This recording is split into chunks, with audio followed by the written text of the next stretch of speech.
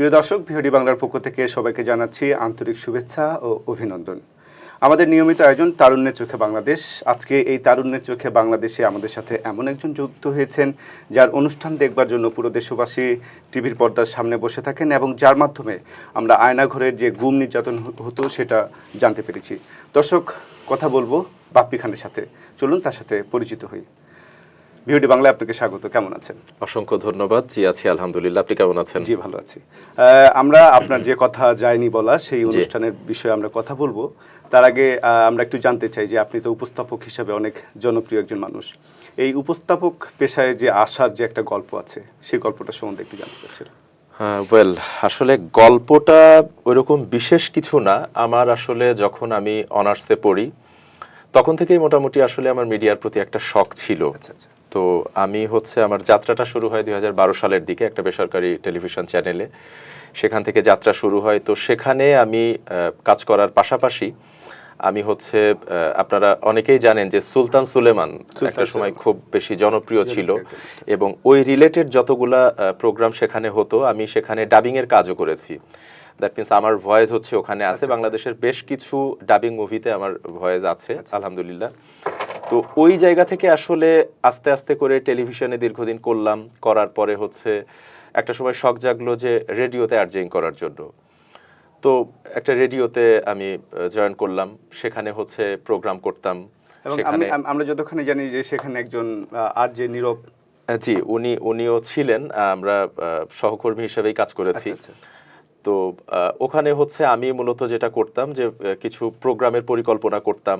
আমি নিজে তো আরজে ছিলাম, পাশাপাশি ওখানে নিউজ প্রেজেন্টও করতাম এবং আমি গেস্ট নিয়ে কিছু প্রোগ্রাম করতাম। তো উপস্থাপনাটা মোটামুটি আসলে সাংবাদিকতার আমার মনে হয় যে এটা আলাদা কিছু না, সাংবাদিকতারই একটা পার্ট বলা চলে। যেমন আপনি দেখবেন যে এখন আসলে কিন্তু সাধারণত যে নতুন যে চ্যানেলগুলি আসছে বা যে মিডিয়াগুলি আসছে তারা কিন্তু আসলে আলাদাভাবে না, ধরেন ব্রডকাস্ট জার্নালিস্ট হিসেবে নিয়োগ দিচ্ছে, যেটার মানে আপনি উপস্থাপনা এবং আপনি একজন রিপোর্টার হিসেবে মাঠে কাজ করার দুইটা দক্ষতা আপনাকে একই সাথে থাকতে হবে।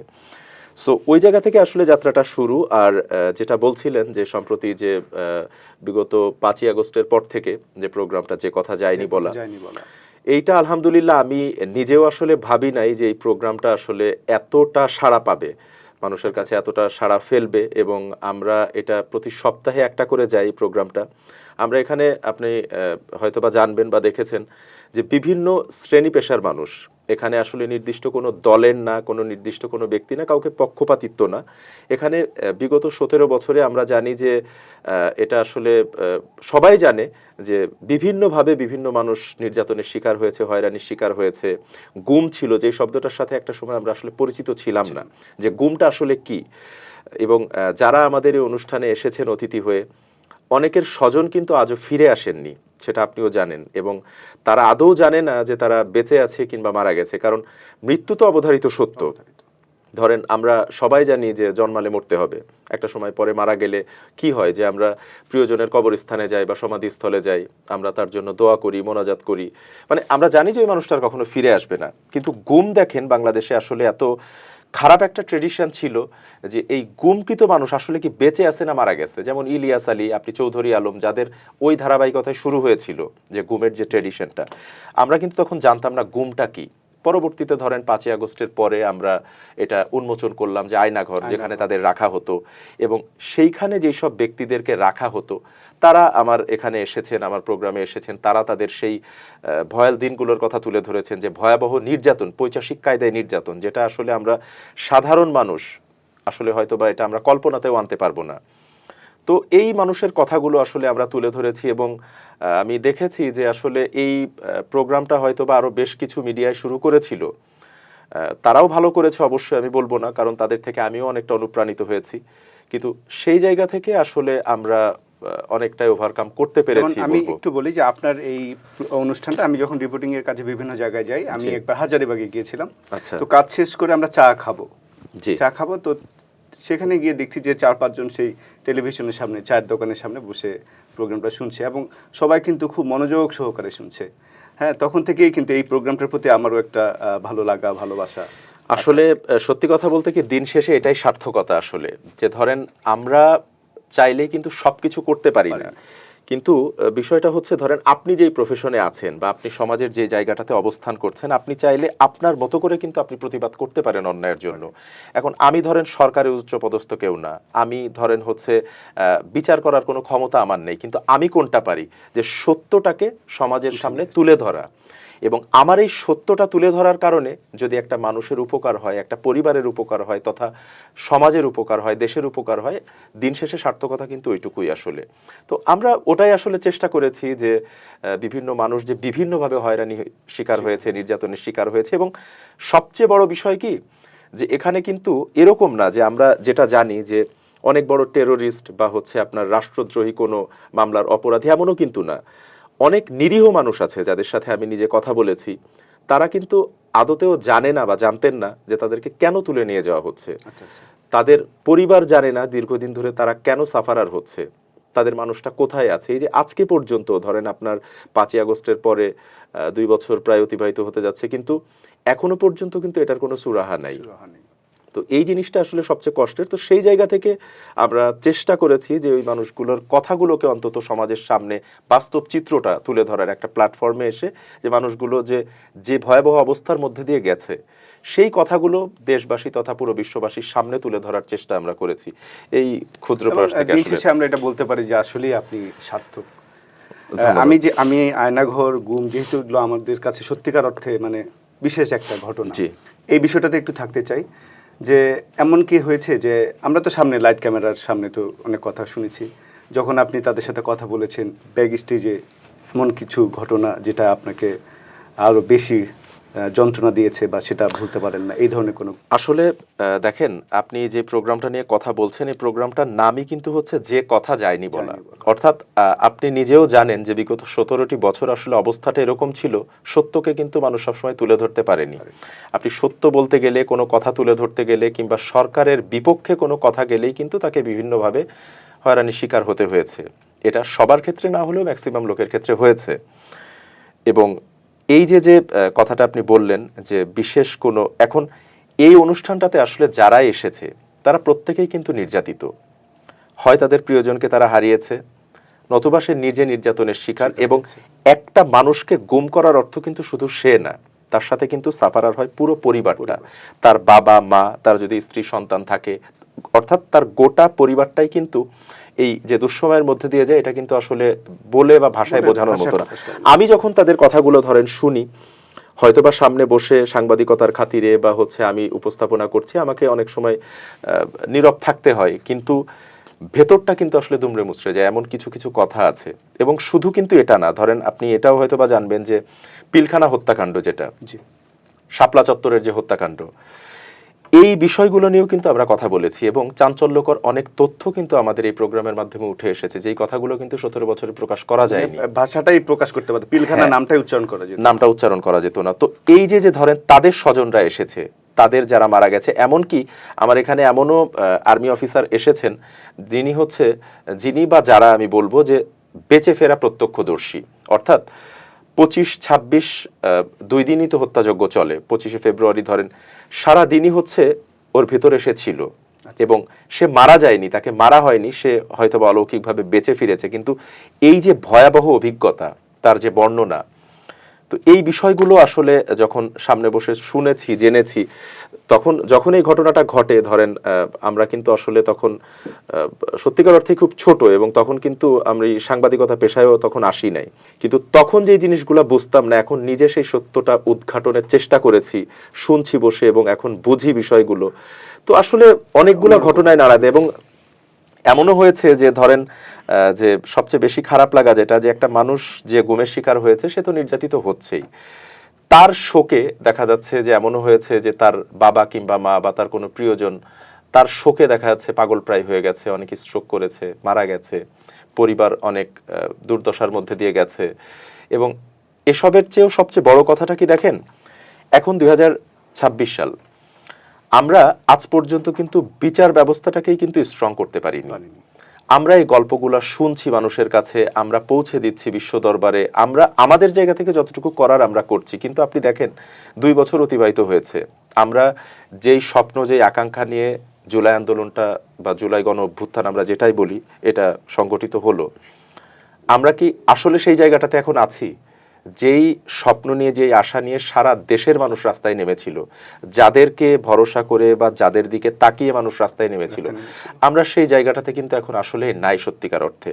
এটাই বললাম যে আসলে আমরা এই বিচার ব্যবস্থাটাকে যদি স্ট্রং করতে না পারি, তো আপনি কিভাবে বলতে পারেন যে আসলে এই ট্রেডিশন বা এই ভয়াবহ যে বর্ণনার কথা আমরা যেগুলো নিয়ে আলোচনা করছি, এটা আদতেও বাংলাদেশে বন্ধ হয়েছে বা বন্ধ হবে? আর সামনে যে হবেও না, এটা হবে না, এই গ্যারান্টি কিন্তু আমরা দিতে পারি না। ইভেন আমি নিজেও, ধরেন সাংবাদিকতার, আপনি নিজেও এটা বুঝবেন বা জানবেন যে আমাদের কিন্তু অনেক ক্ষেত্রে জীবনের ঝুঁকি নিয়ে কাজ করতে হয়।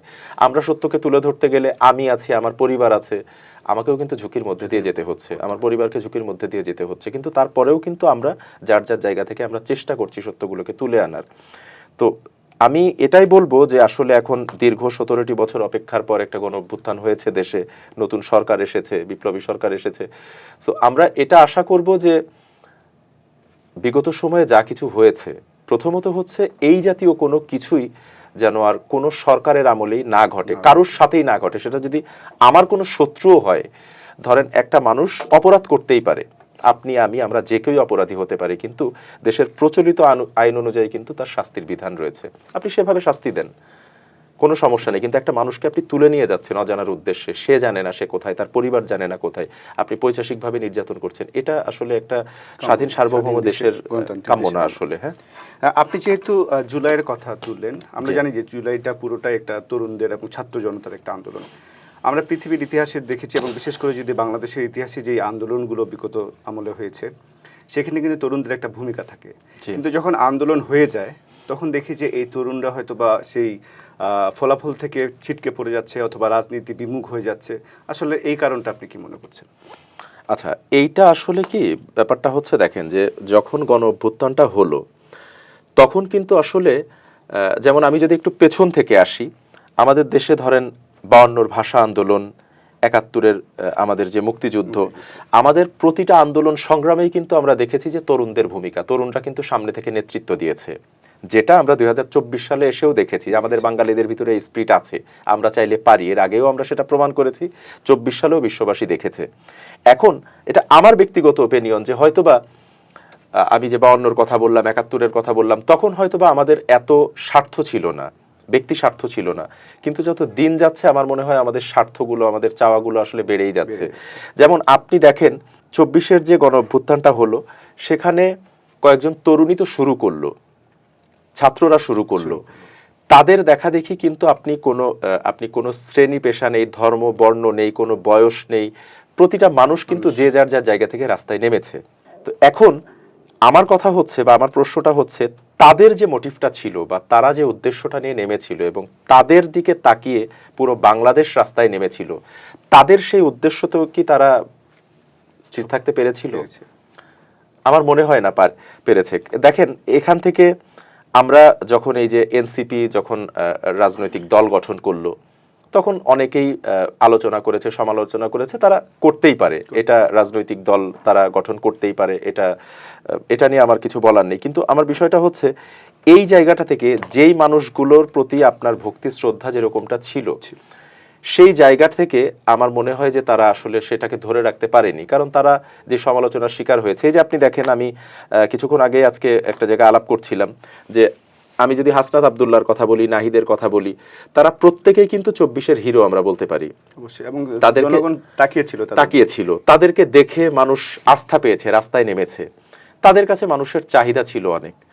আপনি দেখেন যে যখন এই সময়ের পরে যখন এই যে বন্যা হলো দেশে, আমরা কিন্তু বন্যা ত্রাণের টাকা আপনি দেখেছেন যে টিএসসিতে কিভাবে মানুষ গণহারে টাকা দিয়েছে। পৃথিবীর ইতিহাসে এই হ্যাঁ, এটা বিরল। কিন্তু আমরা বাঙালিরা যে পারি, আমরা কিন্তু বারবার সেটা প্রমাণ করেছি। কিন্তু এই যে ঘুরে ফিরে একটা প্রশ্ন আসে, দেখেন হাসনাত আব্দুল্লাহ এখন এমপি হয়েছে, সে তার এলাকায় এই যে খেজুরের ইস্যু নিয়ে আমরা দেখলাম যে এত বছর খেজুর এসেছে সাধারণ মানুষের জন্য, তারা পায়নি। হাসনাত আব্দুল্লাহ জবাবদিহিতামূলক, আমি ওর নাম ধরেই বলছি যে এটা অবশ্যই ভালো পজিটিভ সাইন যে জবাবদিহিতামূলক রাজনীতিতে আসছে বা বাংলাদেশের রাজনীতির ধারা চেঞ্জ হচ্ছে। কিন্তু এখনো যে প্রশ্নটা ওঠে যে আপনার এই ত্রাণের টাকার হিসাবটা কোথায়, যেখানে আমি নিজেও সংবাদকর্মী হিসেবে আমি সংবাদ সংগ্রহ করেছি, আমি নিজেও ওখানে পার্টিসিপেট করেছি, আমি ত্রাণের টাকা দিয়েছি। এখন এইটা জানার অধিকার তো সবার আছে। আমার কথা হচ্ছে যে তারা যখন আন্দোলনে নেমেছিল বা তারা যখন শুরুটা করেছিল, তাদের প্রতিটা বিষয়ে কিন্তু সাধারণ মানুষ সাপোর্ট করেছে। তাদেরকে মানুষ সাপোর্ট না করে, ধরেন তাদের একটা স্ট্যাটাস, মানুষ কিন্তু অসংখ্য বন্যা বইয়ে দিয়েছে লাভ রিয়াক্টের, লাইকের, বিভিন্ন প্রশংসামূলক আমরা দেখেছি সেখানে, কিন্তু এরপরে আমরা দেখি যে ম্যাক্সিমামই হাহা রিয়াক্ট আসে। আমি বলবো এটা তাহলে তাদের ব্যর্থতা। কেন হচ্ছে এটা, যে 24-এর গণ অভ্যুত্থানে তোমরা যেরকমটা ছিল সেই ইমেজটা তাহলে এখন কোথায়, সেই ইমেজটা ফিরিয়ে আনতে হবে। এটা হচ্ছে একটা বিষয়। এবং রাজনীতির কথা যেহেতু বললেন, যে রাজনীতি আসলে করার অধিকার যে কোনো সচেতন নাগরিকেরই আছে, কিন্তু রাজনীতি আসলে গতানুগতিক করলে হবে না। আপনি রাজনীতি আমরা 17টা বছর দেখেছি, যে শুধু বাংলাদেশে না, বাংলাদেশের পরে কিন্তু আরো বেশ কিছু কান্ট্রিতেও আপনি দেখেছেন যে স্বৈরাচার হয়ে আসলে কিন্তু টিকে থাকা সম্ভব না। সেটা ধরেন আপনি এখন হোক বা আগামীতে যারা আসবে, এখন যারা আছেন, কেউ যদি স্বৈরাচারী মনোভাব নিয়ে ওঠে তাহলে কিন্তু বাঙালির আগেও এটা প্রমাণ করেছে, সামনেও তারা প্রমাণ করতে পারবে, 24-এ তারা প্রমাণ করেছে। তো এখন বিষয়টা হচ্ছে রাজনীতিতে আসার যে বিষয়টা, আমার মনে হয় যে রাজনীতিতে আসলেই হবে না। বাংলাদেশে দেখেন অসংখ্য রাজনৈতিক দল আছে, আপনি নিজেও জানেন না, আমিও জানি না এতগুলো রাজনৈতিক দলের নাম, এতগুলো প্রতীকের নাম অসংখ্য আছে। আমার কথা হচ্ছে যে কাজটা কি, এদের অ্যাকচুয়ালি কাজটা কি? এরা যে নির্বাচনে দাঁড়াচ্ছে, এরা প্রার্থী দিচ্ছে, একটা দুইটা ভোট কাটা যাচ্ছে, তো এদের কাজটা কি? রাজনীতিতে আমি আসছি আমার একটা পরিচয় না, এটার জন্য না। ছাত্ররা যেই উদ্দেশ্যটা নিয়ে আন্দোলনে নেমেছিল, সেই উদ্দেশ্যের জায়গা থেকে তারা যদি সৎ থাকতো, তারা যদি জবাবদিহিতামূলক জায়গায় থাকতো, তাহলে আমার মনে হয় যে তারা আজকে এখন যে অবস্থানটাতে আছে সরকার গঠনের পরে, আমার মনে হয় এর থেকে আরো ভালো অবস্থানে থাকতে পারতো। তো আমার মনে হয় এই কথাটার মাধ্যমে আসলে অনেক কিছুই বোঝা সম্ভব, যে আপনি রাজনীতিতে আসেন কোনো সমস্যা নাই, হারিয়ে আসলে কেউ যায় না, আসলে কিন্তু আমরা নিজেরাই নিজেদেরকে হারিয়ে ফেলি। এই বিষয়টাও মাথায় রাখতে হবে। আপনি যে হারিয়ে যাওয়ার কথাটা বললেন, আসলে আমরা অনেক সময় নিজেদেরকে নিজেরাই হারিয়ে ফেলি, আমরা স্বার্থের মোহে পড়ে যাই, আমরা লোভের বশবর্তী হয়ে যাই। যে জায়গাগুলো থেকে আমাদেরকে বের হতে হবে। কিন্তু আমরা চাই, যেহেতু আমাদের অনুষ্ঠান তারুণ্যের চোখে বাংলাদেশ, আমরা চাই যে তরুণরা যেন হারিয়ে না যায়, তারা যেন, কিন্তু এই বয়সটাও তো একটা অস্থির একটা বয়স, এখানে তো স্থির থাকবারও খুব একটা বেশি অবকাশ নেই। তো সেই ক্ষেত্রে আমি বলবো যে তরুণদেরকে, আপনার চোখে তরুণদেরকে আপনি কি হিসেবে দেখছেন, তাদের শক্তিশালী দিকটা কি দেখছেন? আচ্ছা, এখানে স্থির থাকার যে বিষয়টা আপনি বললেন, যে স্থির অবশ্যই থাকা সম্ভব। কেন সম্ভব? কারণ দেখেন, এই যে একটু আগেই যেটা বললাম, যে তারা যদি স্থির না থাকতো, তারা যদি আসলে মাথা ঠান্ডা করে এই প্ল্যানগুলো না করতো, এক্সিকিউট কিন্তু হতো না প্ল্যানগুলো। তো তাদের দ্বারাই কিন্তু হয়েছে, তাদের দেখা দেখি কিন্তু সব শ্রেণী পেশা ধর্ম দল মত নির্বিশেষে প্রতিটা মানুষ আসতে আমি হয়েছে। একটু ইন্টারাপ্ট করছি আপনাকে, এবং তারা যে প্রশ্নগুলো তখন তুলছিল, বিজ্ঞ রাজনীতিবিদরা এই প্রশ্নগুলো কিন্তু বিগত সময় তুলতে পারতো না। এবং আমরা দেখেছি তাদের যে ইন্টেলেকচুয়ালের জায়গা, সেই জায়গাতেও কিন্তু আমরা অসম্ভবভাবে বলবো যে একটা অবাক হয়ে গিয়েছিলাম যে তারা এত প্রশ্ন কিভাবে তুলছে। হ্যাঁ, তো সেই জায়গা থেকে বলবো যে তারা কিন্তু সবকিছু খুব ভালোভাবেই শুরু করেছিল। যদি একটু স্থির থাকতো, বা আপনি যেটা বলছিলেন, তাহলে কিন্তু একটা ভালো একটা মানে ফলাফলে হয়তো বা বাংলাদেশ যেতে পারতো। হ্যাঁ, তো সেটাই বললাম যে আসলে স্থির থাকাটা, আসলে এই জিনিসটা হচ্ছে কি, ধরেন আমাদেরকে সর্বপ্রথম লোভটাকে সংবরণ করতে হবে। যেমন আপনি দেখেন, এই যে সম্প্রতি আমরা দেখেছি যে ধরেন আমাদের দেশে যে সিন্ডিকেটগুলা, বিভিন্ন বাজারে যে সিন্ডিকেট, আপনি দেখেন, আমার মনে হয় এই যে আমরা সম্প্রতি যে রমজানটা পার করেছি, এই রমজানে আমার মনে হয় তুলনামূলক কিন্তু দাম কিছুটা সহনীয় ছিল, সবজি টবজির দাম সহনীয় ছিল। তাহলে এই যে বিষয়টা, যে এর আগেও ধরেন রমজান আসলেই অন্যান্য দেশে সবজির দাম কমে, প্রত্যেকটা জিনিসের দাম কমে, আমাদের দেশে বাড়ে কেন? কারণ আমাদের এই সিন্ডিকেটটা কিন্তু ভাঙা যায় না। এই সিন্ডিকেট সম্পর্কে কিন্তু বর্তমান যারা, আপনি যে ছাত্রদের কথা বললেন, যারা রাজনীতি আসে, তারাও অবগত আছে, যারা এখন ক্ষমতায় আছে তারাও আছে, যারা অতীতে ছিল তারাও আছে।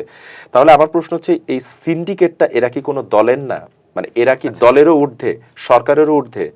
এদেরকে তাহলে কেন থামানো যায় না, এদেরকে কেন দমানো যায় না? আমরা এই যে ইরান যুদ্ধ বেশ কিছুদিন ধরে চলছে, চলমান, সেখানে কিন্তু দেখেন, আপনি নিজেও দেখবেন, বিভিন্ন গণমাধ্যমে কিন্তু এসেছে, ইরান কিন্তু বলেছে বেশ কিছু হরমুজ প্রণালী দিয়েও কিন্তু বেশ কিছু জাহাজ চলাচলে তারা নিষেধাজ্ঞা দিবে না, তার মধ্যে বাংলাদেশও একটি। তো আমাদের কিন্তু নিষেধাজ্ঞা নেই, তারপরেও আমাদের যে সংকট, আমরা বিভিন্ন পাম্পে দেখেছি যে তেল নেই, তেল দেয়া হচ্ছে না, কিন্তু আমরা এটাও দেখেছি যে বিভিন্ন জায়গা থেকে তেল জব্দ করা হচ্ছে, মানুষের অসংখ্য লাইন।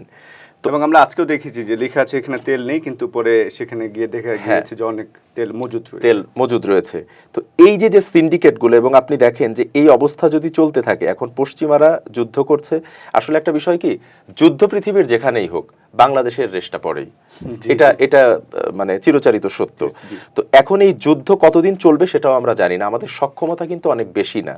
কিন্তু এই যুদ্ধের প্রভাবে এক তেল নিয়ে যে তেলস্পাতি শুরু হয়েছে, এই বিষয়টাকে যদি এখনই থামানো না যায়, তাহলে আপনি দেখেন এই তেলের সাথে কিন্তু সবকিছুই রিলেটেড। আপনি 2 দিন পরে সাধারণ মানুষের কিন্তু নাভিশ্বাস উঠে যাবে যে পণ্য পরিবহনে খরচ বেড়ে যাবে, আপনার নিত্য প্রয়োজনীয় দ্রব্যের দাম বাড়বে, তো সাধারণ বাংলাদেশ স্থবির হয়ে যাবে। তো আমার মনে হয় যে আসলে দীর্ঘ 17টা বছর দেশে যা কিছু হয়েছে, সেই 17টা বছর কিন্তু ভাঙতে খুব বেশি সময় লাগেনি, 24-এর গণ অভ্যুত্থানে যেটা আমরা দেখেছি। তো এইটা থেকে কিন্তু আসলে এই মেসেজটা কিন্তু সবার জন্য, এই জায়গা থেকে আমাদের অনেক শিক্ষণীয় বিষয় আছে। এবং এটাও জানি যে একটা ভঙ্গুর অর্থনৈতিক অবস্থায় আসলে সরকার দায়িত্ব নিয়েছে, তারা দায়িত্বভার গ্রহণ করেছে, এবং এটা অবশ্যই প্রশংসনীয় যে, এবং আমি ডেফিনেটলি বলবো যে তারেক রহমান সাহেব যিনি প্রধানমন্ত্রী হিসেবে আমাদের দেশে এখন দায়িত্ব নিয়েছেন, উনি যেই শপথ নিয়েছেন বা উনি যেভাবে আসলে দিক নির্দেশনা দিয়েছেন, উনি মন্ত্রীদেরকে সময় দিয়েছেন, 45 দিন বেঁধে দিয়েছেন বা 3 মাস বেঁধে দিয়েছেন, বা একটা 6 মাস একটা নির্দিষ্ট সময় বেঁধে দিয়েছেন যে উনি কাজ বুঝে নেবেন। তো এই যে জবাবদিহিতার জায়গাটা বা ধারাবাহিকতা, এটা যদি থাকে আমাদের দেশে, এটা যদি সত্যি কার্যকর করা যায়, তাহলে আমার মনে হয় যে রাজনীতিটা সত্যিকার অর্থে মানুষের জন্যই হয়ে উঠবে। এটা শুধু পকেট ভরার রাজনীতিটা হবে না। আর যদি এই জায়গা থেকে আমরা বের হতে না পারি, তাহলে এটা আসলে আমি বলবো যে এটা আমাদেরই মানে দুর্ভাগ্য। আসলে আমরা সেই দুর্ভাগ্যে যাইতে চাই না, আমরা আশায় থাকতে চাই যে তিনি ঠিকভাবে শুরু করবেন এবং ভালো কিছু পাবো। আমরা একটু যুদ্ধ রাজনীতি থেকে বেরিয়ে এসে আমরা একটু আপনার প্রসঙ্গে আসতে চাচ্ছি, যেহেতু তারুণ্যের চোখে বাংলাদেশ আমাদের এই অনুষ্ঠানের নাম। তরুণরা আপনাকে আপনার অনুষ্ঠানের প্রতি বা উপস্থাপনার প্রতি আকর্ষণ হয়ে কিন্তু তারা অনুপ্রাণিত হয়ে এই পেশা আসতে চায়। যারা এই পেশায় আসতে চায়, আপনি তাদের উদ্দেশ্যে কি বলবেন? আচ্ছা, এটা বিষয়টা হচ্ছে, আমি আসলে এত বড় কেউ না, কিন্তু হয়তোবা 2-একটা বিষয়, যেমন আমি এটা একটু শেয়ার করি যে আমি অনুষ্ঠানের, আপনি প্রোগ্রামের শুরুতে আমি বলছিলাম যে ভয়েস অ্যাক্টিং এর কথা। আমি যখন ভয়েস আর্টিস্ট হিসেবে কাজ করেছি, আপনি জানেন যে আমরা যখন ছোটবেলায় দেখতাম আলিফ লাইলা, আমরা কিন্তু তখন ডাবিং দেখেছি, মিনা কার্টুনের ডাবিং দেখেছি। আমরা যখন ডাবিং দেখতাম, তখন কিন্তু এত নিখুঁত ডাবিং বাংলাদেশে ছিল না। কিন্তু সুলতান সুলেমান যখন শুরু হলো, আমরা যেই ডাবিংটা করেছি, এটা কিন্তু অনেককে বিশ্বাস করানো যেত না, অনেকেই মনে করতো এটা বাংলাদেশের কাজ না। কিন্তু আমি নিজে একজন ভয়েস আর্টিস্ট হিসেবে আমি জানি যে এটার পেছনে আমরা ঠিক কতটা শ্রম দিয়েছি। এবং আপনি যে বললেন যে তাদের জন্য কি পরামর্শ, আমি আমার কথা দিয়েই যদি বলি, আমি ভয়েস আর্টিস্ট হিসেবে আমি কাজ করব, বা আমি হচ্ছে ধরেন ডাবিং করব, আমি এই জিনিসগুলা কিন্তু আমি কিন্তু থিয়েটারেরও কেউ না, আমার থিয়েটার ব্যাকগ্রাউন্ডও না, বা আমি কোনো অভিনয়ের সাথে যুক্ত ছিলাম না, আমি নিজেও জানি না যে আমি কিভাবে পেরেছি। কিন্তু আমার মনে হয় যে আপনি যেটা বললেন যে আসলে এটার জন্য সর্বপ্রথম হচ্ছে আপনাকে ওই চ্যালেঞ্জটা নিতে হবে, লক্ষ্যটা স্থির করতে হবে, আসলে আপনি ঠিক কি হতে চান এবং কেন চান। আমি যখন এই কাজগুলা করতাম, আমি কিন্তু সত্যিকার অর্থে, আমি যদি ফ্র্যাঙ্কলি বলি, আমি কিন্তু টাকাটাকে না, আমি কিন্তু কাজটাকে ভালোবেসে করেছি। আচ্ছা। এবং এটা বলতে পারেন যে আমি শখের জায়গা থেকে। তো দুইটা কিন্তু দুই বিষয়, একটা হচ্ছে মানুষ কিন্তু অনেক উপরে উঠতে চায়, টাকা যশ খ্যাতি সবই একসাথে চাই, আল্লাহ সবাইকে সবকিছু একসাথে দেয় না। কিন্তু আমার কাছে সবসময় আমি যেটাকে প্রাধান্য দিই, সেটা হচ্ছে গিয়ে যে আমার ওই হবি বা শখটাকে, যে আমার শখটাকে যদি আমি পূরণ করতে পারি, ওটা আমার কাছে অনেক কিছু। অসংখ্য ধন্যবাদ। আসলে সত্যিকার অর্থে আপনার কথা শুনে যারা তরুণ আছে, যারা আমাদের দর্শক আছেন, তারা অনেক উপকৃত হয়েছে। আমরা অনুষ্ঠানের একেবারে শেষ দিকে চলে এসেছি। একটু জানতে চাইবো যে যেহেতু তারুণ্যের চোখে বাংলাদেশ, তরুণদের ব্যাপারে কিছু বলার আছে কিনা? আচ্ছা, তরুণদের ব্যাপারে যদি বলতে চান, সেটা হচ্ছে আমরা এই বিষয়গুলো নিয়ে ইতিমধ্যে বেশ কিছু আলোচনা করেছি, যে তরুণদের তারুণ্যের চোখে বাংলাদেশ, অবশ্যই আমি প্রশংসা করি নামটার, যে আপনাদের অনুষ্ঠানের নামটা অবশ্যই এটা প্রশংসার দাবিদার। তো তারুণ্যের চোখে বাংলাদেশ, এই কথাটা দিয়ে যদি আমি বলি, তরুণদের কাছ থেকে আসলে ওই যেটা বললাম যে 24-এর গণ অভ্যুত্থানে আমরা যেটা দেখেছি, যেই তরুণদেরকে আমরা দেখেছি, যেই সাহস তাদের মধ্যে দেখেছি, যে প্রবল ইচ্ছা শক্তি আমরা তাদের মধ্যে দেখেছি, এই জায়গাটাতে আমার মনে হয় যে তরুণরা যদি আসলে সর্বপ্রথম যেটা দরকার, তরুণদের মধ্যে দেশপ্রেমটা জাগ্রত হওয়া দরকার এবং হচ্ছে দেশকে ভালোবাসা দরকার, যে সবকিছুর ঊর্ধ্বে আমাদের দেশ। সত্যিকার অর্থে যেটা করতে পারবো দেশের জন্য, যে যার যার জায়গা থেকে, অবস্থান থেকে অতটুকুই যদি আমরা করি, অতটুকুই যদি আমরা অনেস্ট থাকি, তাহলেই হয়তোবা সম্ভব, অনেক কিছুই সম্ভব। অসংখ্য ধন্যবাদ আমাদের স্টুডিওতে আসার জন্য। অসংখ্য ধন্যবাদ আপনাকে অসংখ্য ধন্যবাদ এবং একই সাথে আপনাদের দর্শক শ্রোতা যারা রয়েছেন তাদেরকে অসংখ্য ধন্যবাদ জানাচ্ছি। ধন্যবাদ। দর্শক, কথা বলছিলাম বাপ্পি খানের সাথে, যিনি তরুণদের আশার জায়গা নিয়ে কথা বলেছেন, হতাশার জায়গা নিয়ে কথা বলেছেন, যিনি বাংলাদেশ নিয়ে কথা বলেছেন, যিনি বিশ্বাস করেন যদি দেশপ্রেম থাকে তাহলেই কিন্তু দেশ পরিবর্তন সম্ভব, এবং যে সরকার এখন এসেছে তারা যদি এই দেশপ্রেমটাও যদি ন্যূনতম রাখতে পারে তাহলে কিন্তু অনেক কিছুই পরিবর্তন করা সম্ভব। দর্শক, এতক্ষণ ধরে ভিওডি বাংলার সাথে যারা ছিলেন তাদেরকে অসংখ্য ধন্যবাদ জানিয়ে আজকের মতো অনুষ্ঠান এখানে শেষ করছি। সবাই ভালো থাকবেন, সুস্থ থাকবেন।